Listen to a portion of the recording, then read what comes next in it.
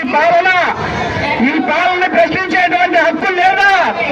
ఈ red book రాజ్యాంగం ఏంటి అని అడుగుతా ఉన్నాను నేను. చంద్రబాబు నాయుడు గారు కూటమి ప్రభుత్వ నాయకులకు చెప్తా ఉన్నా, ఈ రాజ్యాంగం అంబేద్కర్ గారు ఇచ్చినటువంటి రాజ్యాంగాన్ని కానీ మీరు రెడ్ బుక్ రాజ్యాంగం ద్వారా రాయాలనుకుంటే గ్రామ స్థాయిలో ఉన్నటువంటి కూటమి నాయకులందరికీ చెప్తా ఉన్నా, జగన్మోహన్ రెడ్డి గారు అధికారంలోకి రాబోతున్నారు. ఆ రోజున ఖచ్చితంగా గ్రామాన ఉన్నటువంటి మీ నాయకత్వం ఊళ్ళు దాటిపోయేటువంటి పరిస్థితి వస్తుందని చెప్పేసి చెప్తున్నా. ఈ విధానం కరెక్ట్ కాదు. లోకేష్ బాబు గారు మీకు చెప్తా ఉన్నా, ఈ రెడ్ బుక్ రాజ్యాంగం కరెక్ట్ కాదు.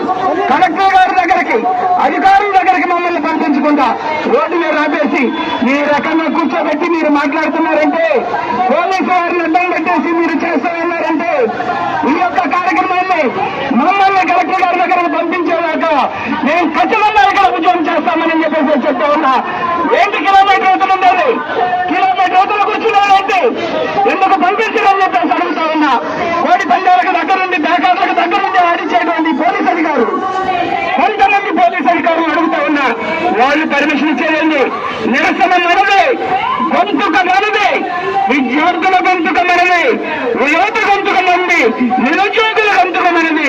ఈ గొంతుగా జగన్మోహన్ రెడ్డి గారు కలెక్టర్ ఆఫీస్ దగ్గర జనాల దృష్టికి తీసుకెళ్లాలని చెప్పేసి చెప్పారు. ఆ యొక్క కార్యక్రమాల్లో ఇక్కడి వరకు మరి మమ్మల్ని పంపించకపోతే పోలీసు వారికి చేతులు జోడించి నమస్కరించి అడుగుతా ఉన్నాం. పంపించకపోతే అక్రమ కేసులు పెట్టేటువంటి పరిస్థితి మీకు మీ దగ్గర ఉంది. అట్లా చేసేటువంటి పోలీసు అధికారులు కూడా చెప్తా ఉన్నాం, అక్రమ కేసులు పెట్టిన పోలీసు అధికారుల్ని ఖచ్చితంగా వాళ్ళ ఆస్తుల వివరాలు కూడా బయటకు తీస్తాం. వాళ్ళు చేసేటువంటి లంచగొండితనాన్ని కూడా బయటకు తీస్తాం. ఎందుకు పంపించలేదని చెప్పేసి అడుగుతూ ఉన్నాం. మీరు పెట్టిన కేసు ఒకటి, మేము పెట్టిన కేసు ఒకటి. మీరు ఎక్కడ ఉద్యోగాలు వేసినా ఇక్కడ కావాల్సినటువంటి పరిస్థితి వస్తుంది. మా మీద అక్రమ కేసులు పెట్టినటువంటి ఏ పోలీస్ అధికారులు కూడా ఖచ్చితంగా వదలమని చెప్పేసి చెప్తున్నా. లోపలికి పంపిస్తారో పంపించరు మీరు తేల్చుకోవాలని చెప్పేసి చెప్తా ఉన్నాం.